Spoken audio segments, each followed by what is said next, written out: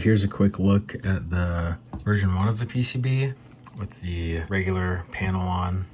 When you install the module, I've got these exposed areas for where they recommend you put some thermal interface between the module and the PCB to help heatsink. The version 2 has a number of fixes and improvements.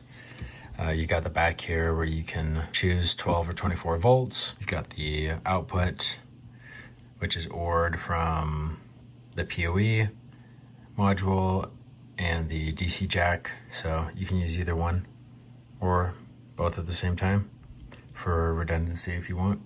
And then this jack just goes to the Raspberry Pi to connect it to Ethernet. Here's a quick look at the BeoVox PoE back panel. Opening this up, the PoE board in here.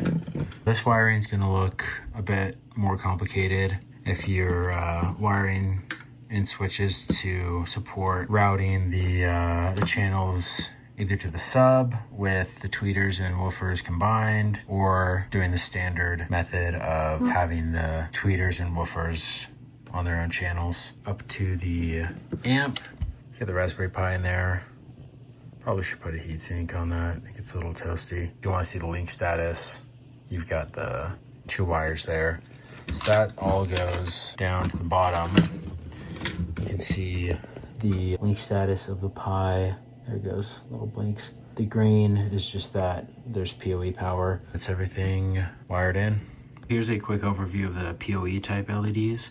So the top one is illuminated right now, which means that it's a type 4 classification, 802.3 BT, with a minimum requested power of around 70 watts up to around 100, depending on cable length and other things. And the LED in the middle, which I do not have, is an 802.3 BT PSC as well, but up to about 50 watts. With the bottom LED illuminated, that means that it's getting 802.3 AT, or about 25 watts from the switch PSC.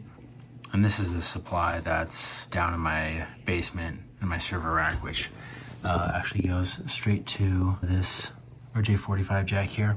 So super convenient. It will work with this much power, just depending on your setup and how loud you're trying to get.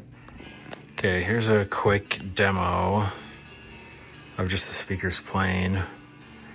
I've got the sub plugged in right now. You'll see here, Hi-Fi Berry OS. You've got the sound, which is the speaker preset for CX100 with the Kona subwoofer. So there's some different EQ filtering stuff that I have for that. You can see, yeah, the player. You can control that. I usually listen to at my desk somewhere around 25 to 50%. It's plenty loud. Sources, see it's gone through AirPlay. I always use AirPlay. I think it's AirPlay 2. I can sync it to play through these as well as HomePods at the same time. I can have my Apple TV play through these, so it does all the things you would expect. For my setup, I've got the switches to do the sub and the tweeters and woofers combined, or to not do the sub and have them separate. So if I flip them both down, then the sub is not routed to the amplifier. I just need to switch over my preset, and I can show it through there too. On the sound options, they've got the presets. They've got one already for the CX100, 50, some other Bang & Olufsen speakers, and then the custom one that I have when I use the sub. And then this is just playing through the CX100s without the sub connected. I don't know if you can notice the difference, but I'm not a hi-fi expert by any means, but I think they sound good. So there you have it.